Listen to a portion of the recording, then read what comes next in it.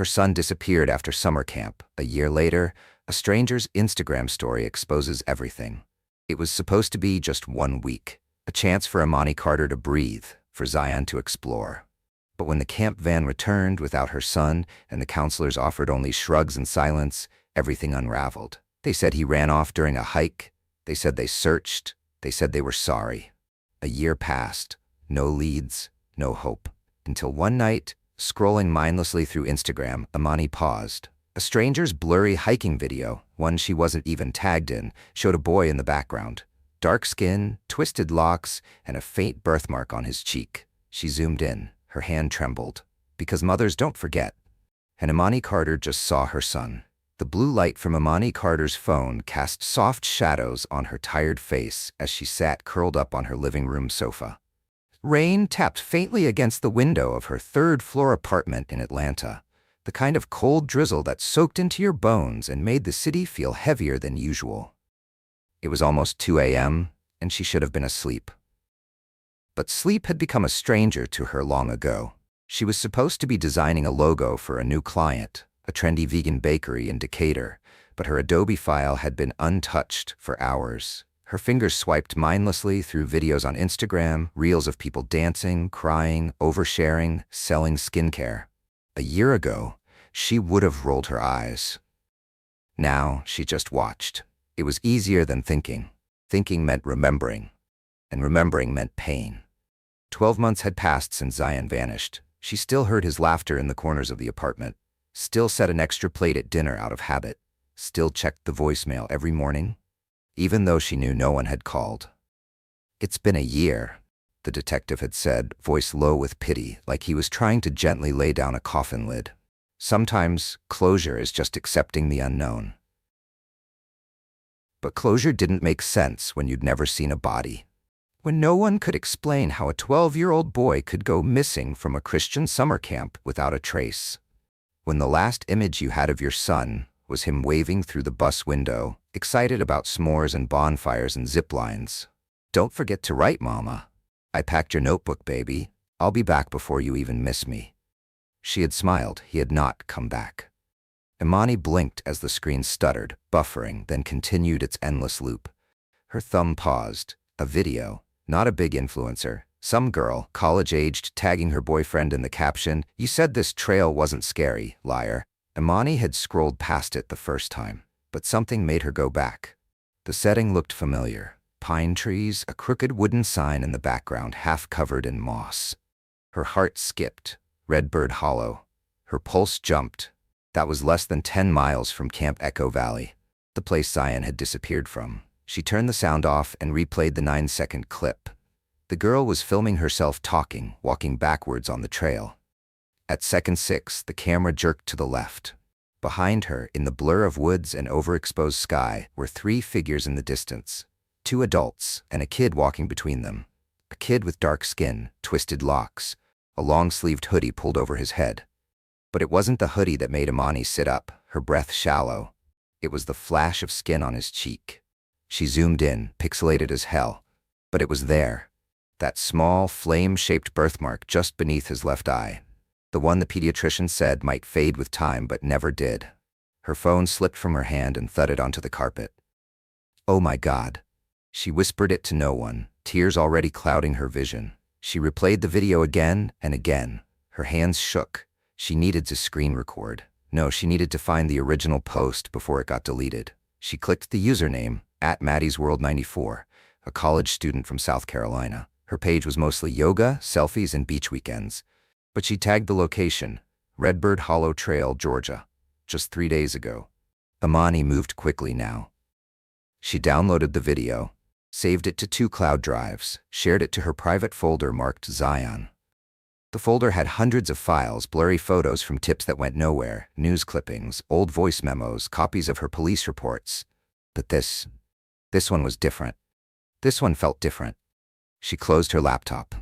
Her mind raced. Should she call someone? The detective? Her best friend Naima? No, not yet. They'd tell her to be rational, to calm down, to not jump to conclusions again. They always said that. Even after Zion's toothbrush turned up in a truck stop 3 states away and the cop said it was inconclusive. Even when the camp staff stopped answering her calls, she had made promises. She wouldn't stop. She couldn't stop. By 2:27 a.m., Imani had packed a go bag. Chargers, energy bars, bottled water, an old photo of Zion in a cracked frame. She changed into jeans, laced her boots, and grabbed the envelope with her son's birth certificate and missing persons file. At 2:34, she texted her job. "Family emergency. I'll update when I can."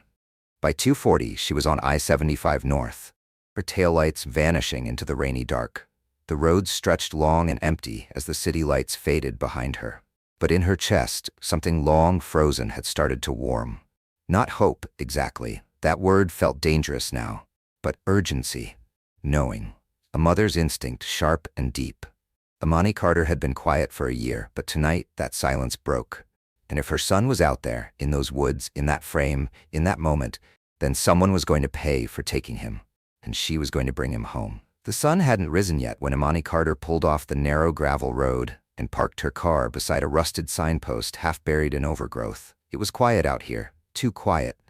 No traffic hum, no sirens, no city buzz, just the whisper of wind through pine needles and the low croak of frogs from a nearby stream. The faded wooden sign read, "Redbird Hollow Trailhead, Est, 1986, no overnight camping." Someone had scratched through the "no" with a knife. Imani sat still for a moment, gripping the steering wheel. Her knuckles were pale, her shoulders aching from the tension of the overnight drive. In the back seat, her thermos rolled off a pile of maps and clattered onto the floor. She didn't flinch. Instead, she reached into the glove box and pulled out the printed photo of Zion, the last one she ever took of him. He was grinning at the bus station, backpack slung over one shoulder, his hair twisted into fresh locks he'd insisted on doing himself. There was dirt on his sneakers, jelly stains on his hoodie, and that look in his eyes, that combination of mischief and innocence that only 12-year-olds could pull off. "I'm gonna find you," she whispered, pressing the photo against her chest. "Mama's here." She stepped out into the early dawn air, cold and earthy. The trail ahead was narrow, marked by footprints long washed out by rain and time. She could feel the place breathing. Not just alive with animals and trees, but with memory. She half expected to hear children's laughter echoing through the pines. But there was only stillness. Pulling her phone from her coat pocket, she rewatched the Instagram video. Again. And again. She paused it at second 6, the exact frame where the child with the birthmark appeared. She memorized the slight bend in the path, the broken railing, the large tree with a carving. She scanned the trailhead and spotted it, the same wide tree, initials carved deep into the bark, a warped bench at its base. This was the right place. Imani started walking. The ground was damp, soft beneath her boots, and the smell of wet moss filled the air. Her phone had 1 bar of signal, but she turned on location sharing anyway, just in case. She wasn't stupid. She knew wandering through woods alone wasn't safe, but she also knew no one else would come. No one ever had. She moved slowly, scanning every turn, every clearing. Birds chirped overhead. A rabbit darted out from under a fern. At one point, she thought she saw a figure in the distance, but it was just a rotted scarecrow-like training dummy, its limbs stiff with mildew. About 15 minutes in, the path forked. Left, a wide incline leading deeper into the woods. Right, a narrow trail partially blocked by fallen branches. She hesitated. The Instagram video didn't show this part. Her gut told her to go right.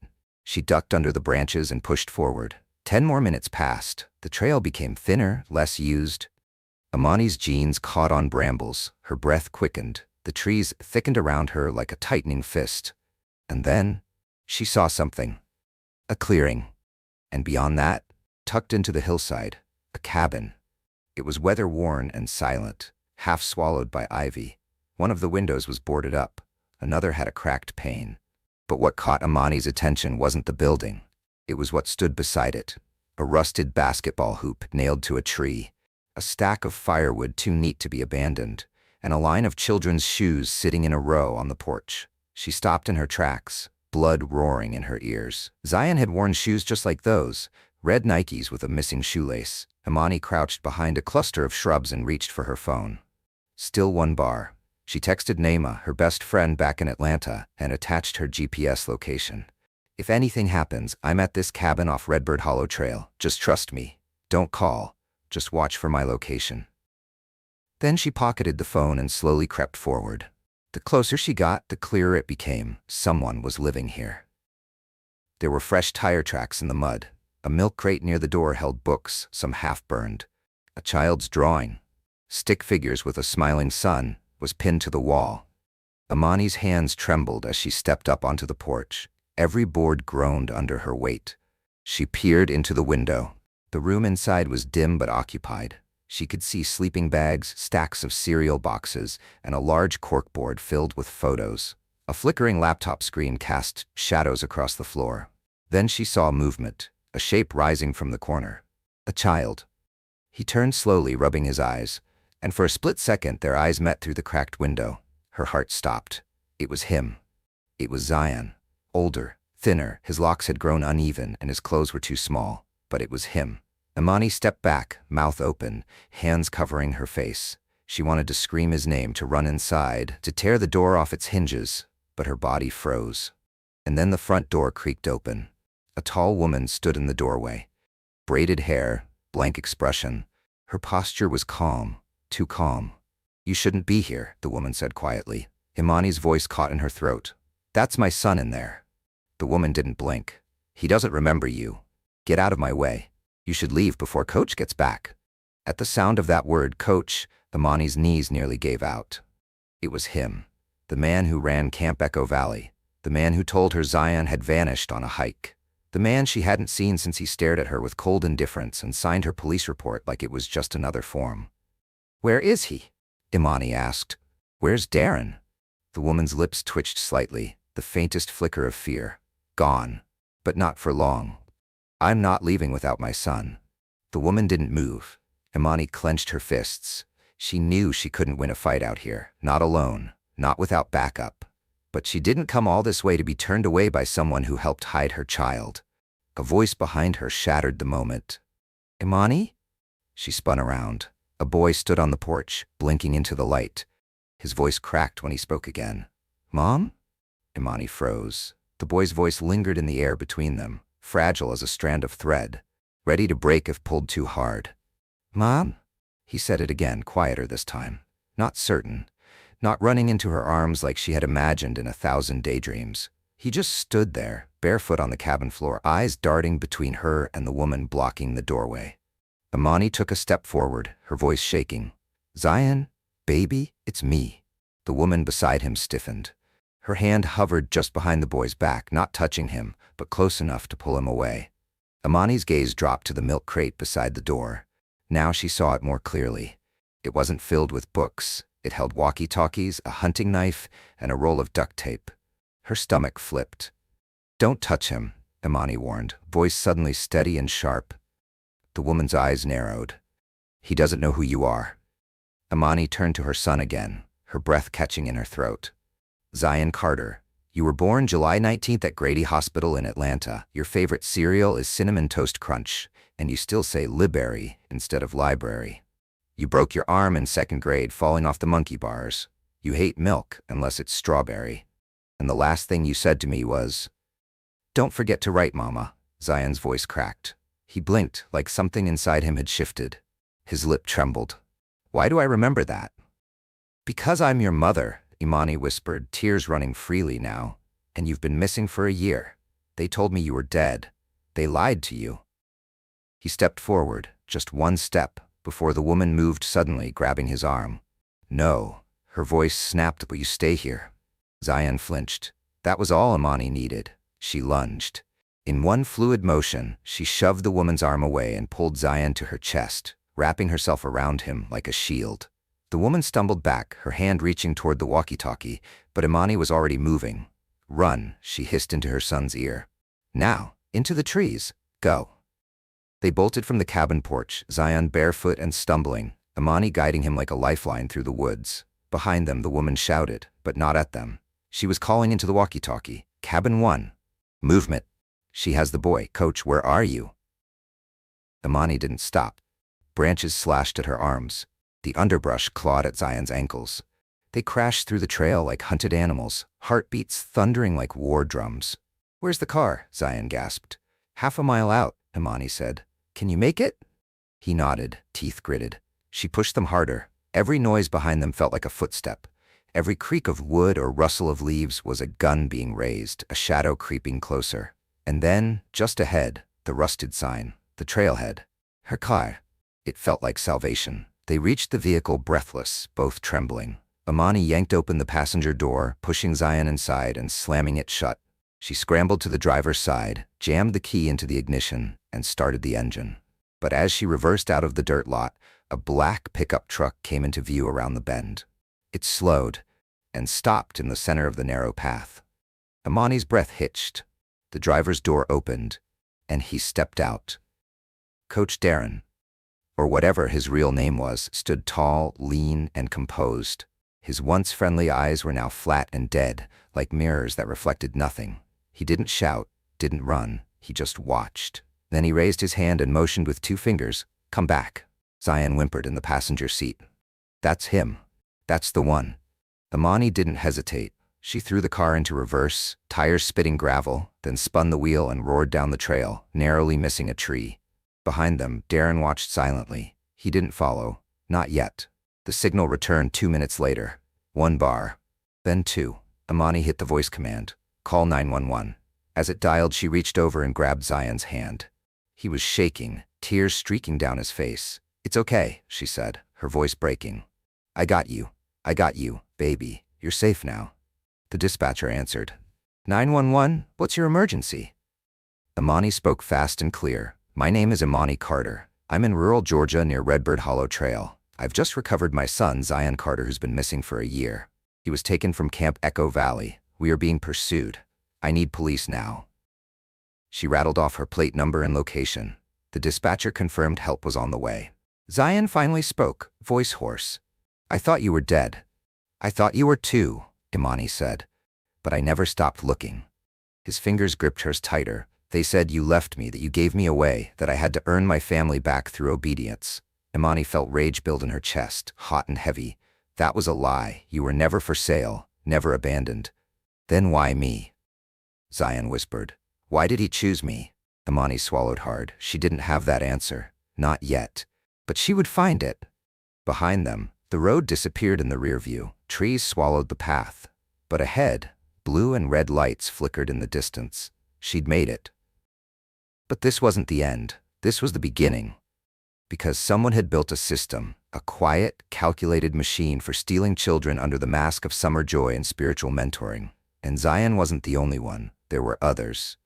And now, Imani had seen their faces on the cabin wall. The police cruiser idled beside Imani's car as flashing lights bathed the forest trail in red and blue. 2 deputies, both white, mid-40s, cautious, approached slowly, hands near their belts but not yet reaching. The younger one squinted into Imani's driver's side window. Ma'am, are you the one who called about a missing child recovery? Imani nodded, her voice raw. Yes, I'm Imani Carter. This is my son, Zion. He's been missing for a year. We just escaped from a remote cabin off Redbird Hollow Trail. The older deputy opened Zion's door gently. Hey there, son. You okay? Zion flinched, then nodded. His eyes never left Imani's. We're going to take y'all to the station, the deputy said, lowering his voice. We'll get your statements and call in child welfare to check your boy over. Ambulance is already on the way.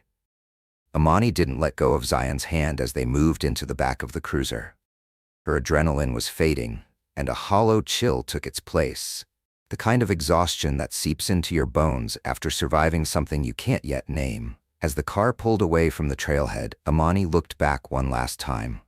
The black pickup truck was gone. Darren had vanished into the forest like a shadow that never left footprints. But he wasn't gone. Not really. She could still feel his presence. And he knew she'd seen the wall. The police station was small, more of a converted county building than a real precinct. Imani had barely stepped inside before a woman in scrubs ushered Zion toward a side room for medical evaluation. He clung to his mother until she gently knelt and looked him in the eye. I'll be right here, baby. Just next door. They're gonna check you out. No needles, I promise. Zion gave a small nod, then allowed himself to be led away. A detective approached next. Black, mid-50s, salt and pepper beard, tired eyes that had seen too many missing children and too few returns. His badge read Detective Rayner.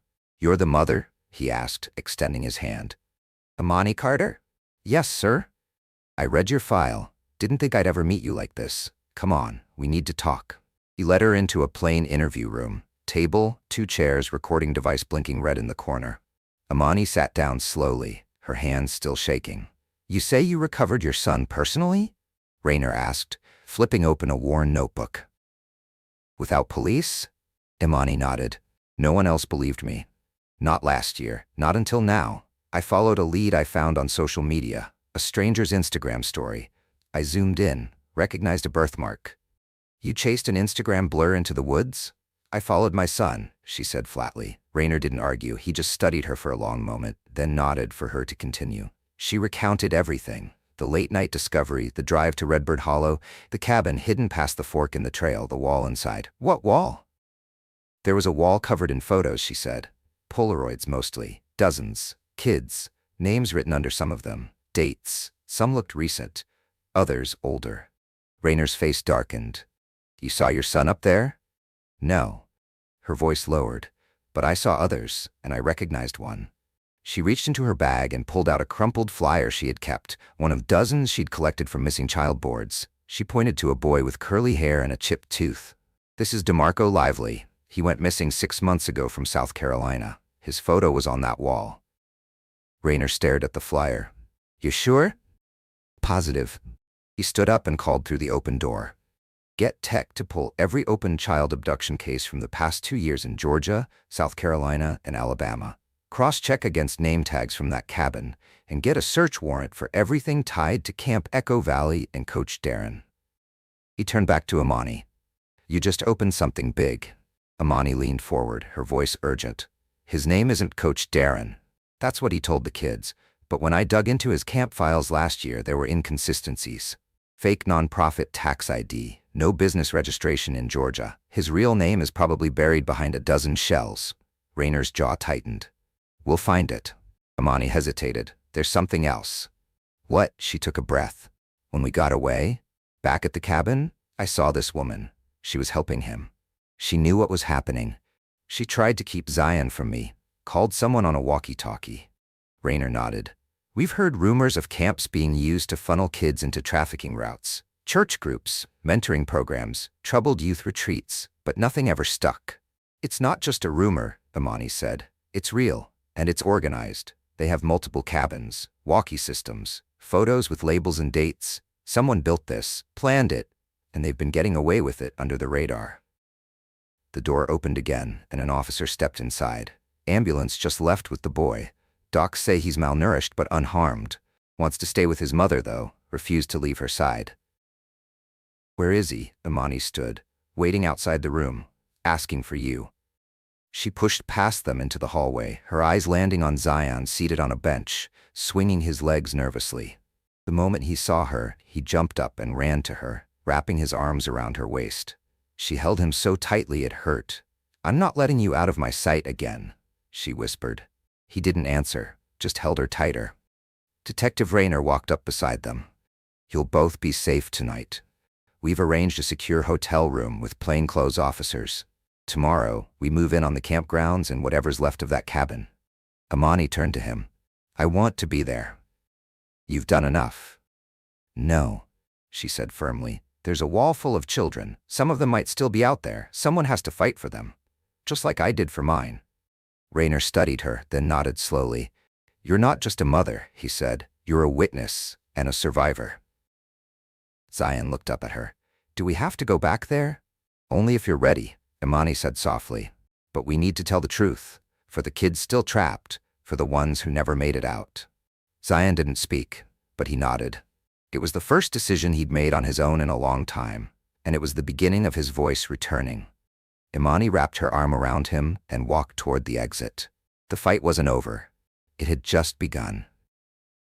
The old gravel road snaked through the forest like a scar, barely wide enough for the caravan of unmarked police SUVs crawling along its edge. Sunlight filtered through the pines and fractured beams, making the shadows dance as if the woods themselves were uneasy. Imani sat in the back of the lead vehicle, her hand clenched tightly around Zion's. He hadn't let go of her since morning. Every time a twig cracked beneath the tires or a bird flapped suddenly from a tree, she felt him tense. They were headed back to Camp Echo Valley. This time, she wasn't alone. 2 officers rode up front. Detective Rayner followed in the next vehicle with a tactical team. They had clearance, they had warrants, they had a plan. But Imani knew better than to trust plans. Plans didn't keep her son from being taken. Plans hadn't stopped a year of silence. Zion stared out the window. "I don't want to go back in." "You don't have to," she said. "I'll go. You stay with the officers. You're safe now." He nodded but didn't answer. Imani saw the same look in his eyes that she'd seen in the mirror for 12 months. Hollow, alert, surviving. The SUV stopped at the same fork she had reached on foot 2 days earlier. The left path led deeper into camp, the right to the hidden cabin. A patrol team split off toward the trail Zion had escaped from. Imani, Rayner, and 3 others followed the right path. As they got closer, Imani felt the air change, thicker, charged, like walking into a memory that hadn't settled. She spotted the clearing, the warped porch, the same row of shoes still lined up neatly, like exhibits. The cabin sat silent, but it didn't feel abandoned. Rayner raised a fist, signaling the team to hold. 2 officers moved first, weapons drawn. Imani waited behind a tree, heart thudding like it had that night. One of the officers gave the signal. Clear. Imani moved quickly, Rayner at her side. Inside, the air was musty and warm. The sleeping bags had been rolled up, the cereal boxes were gone. The corkboard wall empty. Gone. "No," Imani whispered. She darted forward, searching the floor. A few scraps of paper remained near the trash bin. A Polaroid corner, a red thumbtack. But the faces were gone. Rayner knelt beside her. They stripped it. Imani's hands trembled. "It was all here. I saw them." Rayner walked slowly around the cabin, eyeing the scraped walls, the packed crates. Someone cleared this place with military precision. That board was part of something. Documentation. Recruitment maybe. But whatever it was, they erased it. "No," Imani said again. "Not everything." She stood up and crossed the room, heart pounding, reaching for the loose floorboard she had noticed in her first visit but hadn't dared open. She dropped to her knees and pried it up. Underneath was a shallow compartment, dust, spiderwebs, and a box. Imani pulled it out carefully. Wood, handmade, painted blue and chipped with time. She opened it. Inside were 5 Polaroids, aged and curled, and beneath them, a ledger notebook, worn soft at the edges. She flipped the notebook open, page after page of names, nicknames, arrival dates, cryptic notes. Some entries were coded, some crossed out, others marked with an asterisk. At the bottom of one page she saw, "ZC, Mama died, told him he's chosen. Quiet, obedient, keep close." Imani's chest clenched. They told Zion she was dead. Rayner leaned over. "We've got them now." He gently took the book and Polaroids, gloved hands already snapping photos and bagging them as evidence. "These are enough to open a federal case." "Then open it," Imani said. "Because this isn't just about Zion. There are more kids. This is bigger than some rogue counselor." Rayner nodded. "We'll contact Homeland, Exploited Children's Task Force. This cabin's just one node." Imani looked around the room, eyes tracing every corner. The thin mattress where Zion might have slept, the cracked window where he saw her, the drawing pinned to the wall, still fluttering. A stick figure holding hands with another, beneath a yellow sun. Zion had drawn it, she was sure. Outside, back at the vehicles, Zion sat under the watch of a plainclothes officer, chewing on a granola bar. He looked up as Imani returned, eyes searching hers. "Was it still there?" he asked. "Some of it," she said, crouching beside him. "Enough to prove the truth." He looked down. "They always said I wasn't going to be found." "You were found," she said firmly. "By me." "I thought maybe I wasn't worth it," he said quietly. "They said I was a replacement kid." Imani's throat burned. She wrapped her arms around him and held on. "You are not replaceable. You're not forgotten. And you're not broken." Zion didn't cry, but he leaned into her in a way that said he needed to believe her. That maybe he did. Rayner joined them a moment later, crouching to their level. "We'll need your help, Zion," he said gently. "Not today, not tomorrow, but soon. You're the only one who knows how deep this went." Zion nodded, barely. Then, after a beat, whispered, "There's a barn, near the river. Not part of the trail. They didn't let new kids go there." Imani's eyes widened. "What was in the barn?" Zion looked away. I don't know. I heard them say it's where they rehome the tough ones. Coach said it was a last chance spot. Rainer stood up. Show us. Zion hesitated, then reached for his mother's hand. Only if she goes too. Amani squeezed his fingers. I'm not going anywhere. Rainer raised his hand, signaling to his team. Let's move. As they packed up and headed for the river trail, Amani couldn't help but think, this wasn't just recovery anymore. This was exposure. Whatever lived in that barn, whatever happened to the kids labeled difficult or defiant, was the rot at the center of the lie. And they were going to drag it into the light. The path to the barn was almost invisible. Not a trail, not really. Just a series of flattened ferns and boot-worn grass that curved south toward the river, masked by decades of moss and disuse. The farther they walked, the quieter it got. No birdsong. No insects. Just the crunch of boots on wet ground and the occasional rustle from something unseen in the trees. Amani held Zion's hand as they walked, flanked by 2 officers and Detective Rainer behind them. She kept her eyes on Zion, watching every movement, every glance. He was different now. Quieter than even an hour ago. A strange stillness had settled over him. She knew that stillness. It was the silence of memory waking up. After nearly 20 minutes, they reached the edge of the river bend. Just beyond a ridge of old tree trunks and brambles, the barn emerged, like something buried in the woods that had grown out of the soil instead of being built. It was long and low, made of gray wood that had blackened with age. Vines strangled one side of the structure. A rusted weather vane turned slowly in the wind above a sagging roof. Zion stopped walking. That's it, he whispered. They called it the Quiet House. Rainer nodded to the team. One officer stepped forward, approaching the door with weapon drawn. Imani kept Zion behind her, her hand gently on his chest. The officer tried the door, locked. He motioned to another. Within seconds, one of them wedged a crowbar beneath the handle and forced it open with a metallic groan that echoed like a scream through the woods. The door swung inward. A wave of thick, sour air spilled out. Rainer stepped in first, flashlight cutting through the gloom. Imani followed, breath held tight. The moment her eyes adjusted to the light, her heart clenched. There were beds, rows of them. Small metal cots lined the barn, barely spaced apart.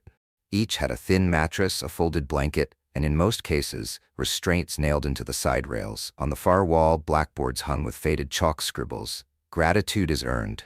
Quiet minds serve better. You are here to change. Imani's stomach turned. This was a reprogramming space, Rainer said grimly. Behavioral conditioning. Isolation. The barn was colder inside than the woods outside. In the center of the room, a wooden pulpit had been dragged across the floor. Atop it sat a tape recorder. Old, dusty, but functional. Rainer pressed play. A click, then static, then a voice. You are not what they said you were. You are a vessel. We take the noise from your mind. We teach you how to serve with silence. Click. Another recording. Some of you have rebelled. That is not faith, that is ego. Ego gets people hurt. Ego gets people left behind. Zion flinched. Imani moved to hold him. I heard those at night, he whispered. They'd play them while we slept. Said it'd sink in better. In the back corner of the barn was a locked storage closet. Rainer forced it open. Inside were dozens of binders and labeled crates. Inside those, records, charts, names, transportation logs, children's drawings. Sealed envelopes with initials, some contained hair samples, medical records, Case 09B, aggressive, reassigned, Case 24C, withdrawn, replaced, Case 32A, compliant, scheduled for rotation. Imani ran her hand over the crates, trying not to break down. These weren't just files. These were blueprints for erasing children. A voice behind her made her turn. Zion was standing at the center of the barn, staring at the pulpit. I used to sit there, he said. That's where Coach made me read scripture while he watched. He said I needed to perform obedience, that my old life was a sickness. Rainer snapped more photos. This is a gold mine. Every trafficking division from DC to Miami is going to want to see this. They called it ministry, Imani said bitterly, but it was grooming. Branding kids as broken so they could mold them into whatever fit their market. They spent the next 2 hours documenting everything. One officer drove back to town to bring a forensic crew. By the time they finished, the sun had dropped behind the trees. The forest grew darker again, thicker. Imani stepped outside to breathe. Zion followed, sitting down on a fallen log. He picked at the bark with his fingers, silent. "They used to tell me that if I ran away, you'd forget me," he said after a moment, "or that you'd die before I saw you again." Imani knelt in front of him. "I never forgot you, not once, not one day." He looked up, "But I believed them for a while. I stopped saying your name out loud." Her eyes burned. "You don't have to say it. I know, and I don't blame you for surviving however you had to. You did what you were taught, but you're back now, and we'll build again, together." He reached out and touched her face. "You came for me." She laughed softly, choking on it, always. Behind them, Raynor stepped out of the barn and lit a cigarette, his face pale in the fading light. "We're gonna need a bigger task force," he muttered. "This isn't just Echo Valley. This is part of a pipeline. These kids weren't just taken. They were processed." Imani stood slowly, watching the barn door swing open in the breeze. "What happens next?" she asked. Raynor exhaled smoke, his jaw tight. "Next," he said, "we start naming names, and we burn this whole system to the ground." By the time the forensic vans pulled up, the barn looked like a crime scene torn from a war documentary. Floodlights lit up the clearing, casting harsh white beams over the battered wood, the rusting cot frames, and the crates of children's files now stacked in evidence bags. Imani watched from the hood of one of the cruisers, Zion curled beside her under a thick wool blanket. He hadn't spoken much since the discovery in the barn, only short answers, monosyllables. But he hadn't let go of her hand, not even once. That was enough. Detective Raynor paced near the front of the scene, phone pressed to his ear, voice low but urgent. "No, I said we need DHS, not just local CPS. You didn't see the files. This is national, possibly cross-border. Yes, I'll email the manifest. Yes, there are photographs, multiple identities used. This man had reach." He ended the call and walked back toward Imani, jaw tight. "We just ID'd the real name of the man you knew as Coach Darren," he said. Imani straightened. "Who is he?" "Marcus Bledsoe, former youth counselor in Alabama, fired in 2015 for inappropriate behavior with minors. No conviction, just sealed HR reports and a quiet settlement. Changed his name in 2016, started a series of pop-up youth retreats under various shell ministries." Imani's stomach turned. "And nobody stopped him?" Raynor's eyes were dark. Nobody even looked. He kept moving states, used fake credentials, partnered with small churches hungry for revival, promised to reform troubled kids, and asked for donations instead of oversight. "Which churches?" Raynor hesitated. "That's what makes this worse. Some of them knew." Imani stood, eyes flashing. "Say that again." "Some local congregations were aware of his methods. Not the full scope, maybe, but enough to know it was abusive. They looked the other way because he took problem children off their hands, ones with trauma, behavior issues, or families too poor to fight back." Imani could barely breathe, so they handed them over. Raynor nodded grimly. "We're compiling a list. There are more cabins, we think 3 more across state lines, each one tied to a regional partner ministry." A tech jogged over from the barn with a tablet. "Sir, we found something else. It's encrypted but partially cracked. A ledger."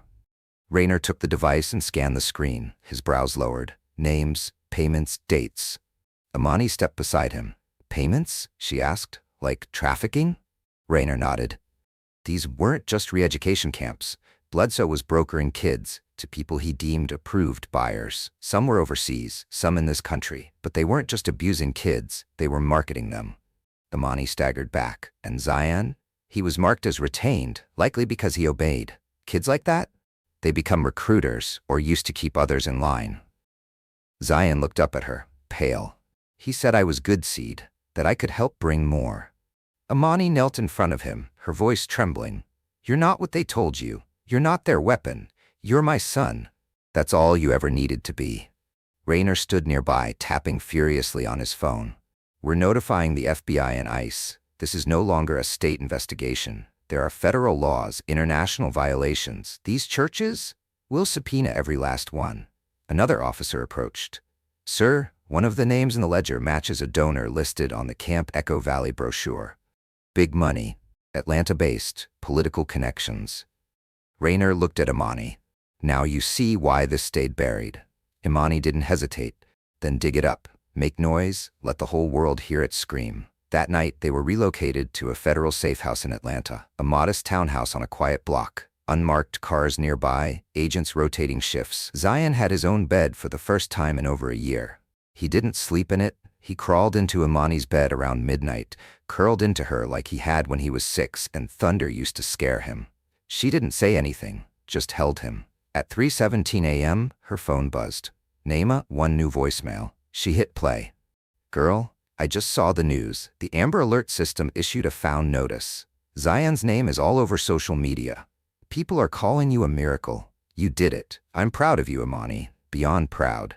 But please, please get some rest. You've done more than anyone ever expected. Let the system carry the rest. Imani stared into the dark. She appreciated the sentiment, but she knew better. The system was part of the problem. The next morning, agents set up a briefing with Imani, Rainer, and 2 federal investigators. Zion was excused from the room, but stayed close by with a trauma counselor. Rainer projected a map onto the wall. Georgia, Alabama, Tennessee, South Carolina, all with pins and red threads connecting locations. We believe Bledsoe used at least 4 shell ministries, said the FBI agent, each operating under the guise of youth development programs. From what we've gathered, he used trauma-informed language, addiction recovery buzzwords, and racial targeting, specifically vulnerable Black and Latino boys in low-income families. Imani swallowed hard. Some churches funneled kids into his programs as a way to reform them, the other agent added. Many were unlicensed, informal, or off the books. Most of the families never even reported the kids missing because they were told not to expect contact during wilderness ministry. Some were lied to outright. Imani's voice was low, flat. And you're telling me this stayed quiet for years? The agents exchanged a look. Rainer answered for them. People listen when white kids go missing, but black kids, brown kids, there's always a reason they give to look the other way. Imani nodded slowly. Not anymore. Miss Carter, the agent said, we would like your permission to share Zion's story as part of a national press release. We'll anonymize where needed, but your voice, your journey, could help expose more. Imani didn't blink. You can have whatever you need, but I want names. I want people in handcuffs. I want the churches who protected him defunded. I want the donors in court. I want people to know what they let happen. The agent nodded. Understood. She stood. Then let's go to war. They called it a press conference, but it felt more like a reckoning. 2 days after the barn raid, the city of Atlanta set up a secure podium in front of the federal courthouse. Flags flanked the stage. Reporters buzzed behind yellow tape. Cameras rolled. But none of that mattered to Imani as she stood behind the microphone, palms sweating, heart pounding like a drumline in her chest. Zion was watching from a nearby black SUV. The back window cracked just enough for him to peek through. Agent Sorrell seated beside him. They'd agreed. No public appearance for now. Not until Zion was ready. Not until he chose how his story would be told. But Imani was ready. The FBI agent gave her the nod. She stepped up. The mics clicked on, and the world got quiet. My name is Imani Carter, she began, her voice steady but raw. And my son Zion went missing last summer after being sent to what we believed was a faith-based outdoor camp, Camp Echo Valley, operated under the Georgia Youth Redemption Initiative. She paused, looked up at the crowd. No blinking, no retreating. That organization was a lie, a front, a recruiting pipeline for child trafficking dressed up as a religious rehabilitation ministry. And my son was one of dozens, maybe hundreds, who were taken, isolated, and manipulated by a man known to us as Coach Darren. Imani let the silence stretch. Then she leaned into the mic, her voice growing sharper. His real name is Marcus Bledsoe, and for the better part of a decade, he traveled from state to state using forged religious credentials and exploitative programming to steal children from their families. With the help, and in some cases the silence, of churches and donors who failed to ask questions. Cameras clicked furiously. A murmur rippled through the press line. She had them. You want to know why it took a year to find my child? She asked.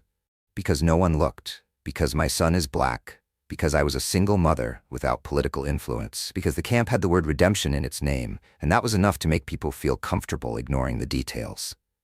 A sharp breath. Then, well, today the details speak. She reached into her bag and pulled out a single photo, the same one of Zion at the bus station, backpack over one shoulder, grinning. She held it up.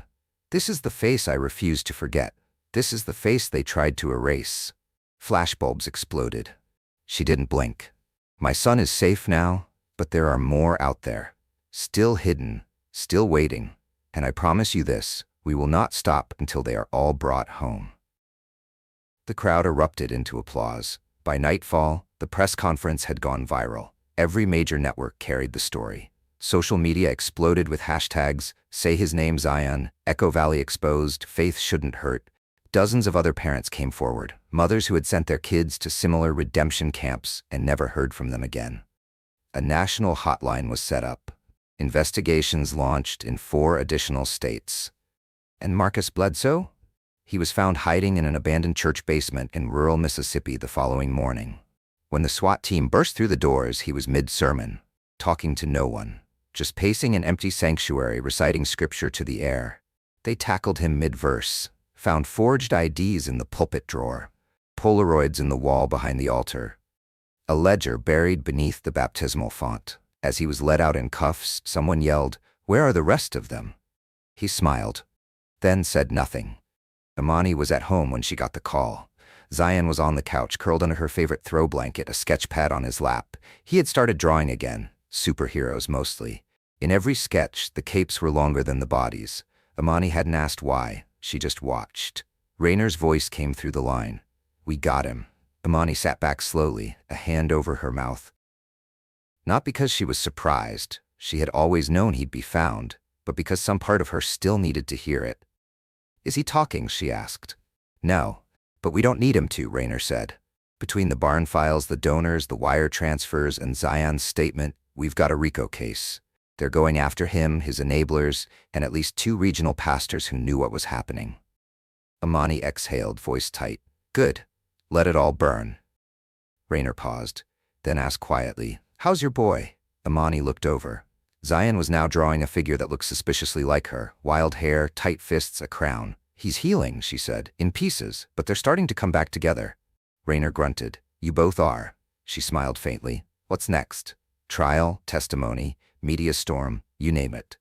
"I meant for us," Imani said, "for me and Zion." Rayner was quiet a beat. "Then, whatever you choose."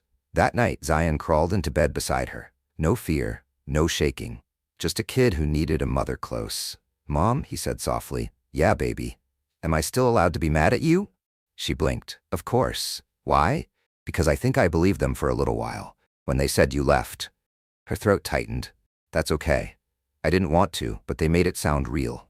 "I know," she said, voice thick. "You did what you had to do to survive." He was quiet. "I'm glad you never stopped." "Me too." He curled into her side, then whispered, "Can I tell my story too one day?" She kissed the top of his head. "You can tell it however you want. Just make them listen." Zion nodded. "I will." 6 weeks later, the courtroom was standing room only. The People v. Marcus Bledsoe had become the most explosive child exploitation case in the Southeast in over a decade. Journalists flooded the gallery. Protesters gathered outside holding photos of missing children. The walls of the courthouse were covered in yellow ribbons and handwritten signs. Not one more. Believe Black mothers. Faith is not a cover. Imani sat in the front row, just behind the prosecution's table. She wore a navy blazer, minimal makeup, hair pulled back, the picture of strength. But her hands trembled in her lap. Her lawyer had told her she didn't have to testify, that the case had enough physical evidence, that Zion's statement, already submitted in writing and sealed for privacy, was more than sufficient. But Imani wanted to speak, not for the court, not even for the press, for every mother who wasn't in the room, for every child whose photo never made it to the news. On the opposite side of the aisle, Marcus Bledsoe sat in a gray suit, no handcuffs visible, flanked by 2 public defenders. He looked smaller than she remembered, paler, still. But his eyes, those cold, lifeless eyes, scanned the room like a man checking exits, not like someone awaiting judgment. When Imani was called to the stand, the courtroom hushed. She took the oath, sat down, and adjusted the mic. The prosecutor, a woman in her 40s with a steel gaze, stepped forward. "Miss Carter, would you please state your relationship to the victim?" "I'm Zion Carter's mother," Imani said. Her voice came out clearer than she expected. Where was your son last seen before his disappearance? Getting on a bus to Camp Echo Valley. It was supposed to be 1 week. Faith-based, nature, community. I thought he'd be safe. She paused. He wasn't. The prosecutor nodded. And when did you next see your son? 372 days later, and caught on a grainy Instagram story. In the background, a stranger caught his face in a hiking video. I zoomed in and knew. A mother always knows. Whispers rippled through the room. Can you describe what you discovered at the site where your son was found? Imani's throat tightened. A hidden cabin, a wall full of Polaroids, a woman who tried to stop me from taking my child, a child who didn't recognize me at first, who had been told I was dead, told I had left him. She turned, looking toward the jury now. Marcus Bledsoe didn't just abduct children, he reprogrammed them. He stripped away their memories, their identities, and filled them with obedience. He used God's name like a weapon. He called it redemption, but it was trafficking. And dozens of churches either helped him or looked the other way. The judge banged her gavel lightly. Let's keep the focus on the facts, Miss Carter. Imani nodded once. The facts are this. My son was missing for a year, and no one with power cared until I found him myself. The courtroom was silent when she stepped down. Even the defendant didn't look at her. Later that week, a second wave of arrests rolled out. 3 regional pastors were indicted for obstruction, for aiding the camp's funding, for failing to report child abuse. A wealthy donor in Buckhead was charged with conspiracy. 2 former camp counselors were granted immunity in exchange for testimony, though public backlash was swift and brutal. The barn files were authenticated, the payment logs cross-matched to bank accounts. And Bledsoe? He pled not guilty to all charges. His lawyers claimed he was a misunderstood visionary, that his discipline methods were intense but legal, that there was no proof he intended harm. But then the prosecution released the tapes, dozens of them recovered from the barn's pulpit drawer and encrypted flash drives. Audio clips of children crying, of Bledsoe lecturing in the dark, of prayers twisted into commands, of a boy, clearly Zion, begging not to be relocated. The courtroom wept. Bledsoe blinked. Once, then lowered his head. Outside, Zion watched it all from a distance. He stayed out of the courtroom but read every update with Imani beside him. She let him set the pace. Some days he asked questions. Other days he just listened to music. But each morning, he added a new drawing to his sketchbook. A cape, a city, a kid flying over rooftops. Is that you? Imani asked one day. Zion nodded. It's who I want to be. Zion thought for a long time, then whispered, Reclaim. Imani smiled. He already is. By the end of the trial, 43 children had been identified as victims. 9 were still missing. A federal recovery task force had been formed. Imani was asked to join the Survivor Advocacy Board.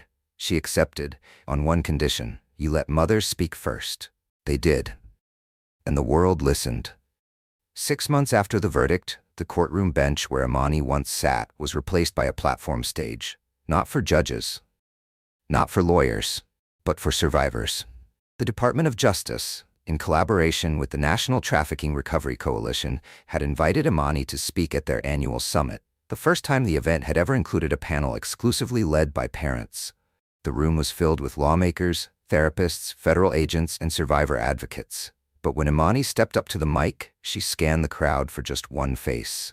Zion, sitting in the front row beside Naima, was watching with his usual quiet intensity, sketchpad in his lap, hoodie pulled over his locks, chin resting in his hand, still rebuilding, still healing, but present, whole. Imani took a breath and began. I used to think that justice was a courtroom, a sentence, a name on a registry. But justice isn't always loud. Sometimes, justice is your child drawing again, sleeping through the night, asking you what's for breakfast. She paused. I found my son because I refused to let silence bury him, and I'm standing here because I know too many families don't get that chance. She held up a small laminated card, a list of the 9 children still unaccounted for from the Echo Valley files. She carried it everywhere. She'd read their names at every appearance, every vigil, every speech. I say these names not for closure, she said, but because we owe it to the ones who didn't come home. We owe it to the next mother who sees something strange and irreal and refuses to ignore it. The crowd stood when she finished. Zion didn't clap. He smiled. That was better. Outside, spring was finally blooming across Atlanta. Amani and Zion walked side by side past the Capitol building, the sounds of the city humming in the background. Traffic, music, someone laughing nearby. "Can we get fries before we go home?"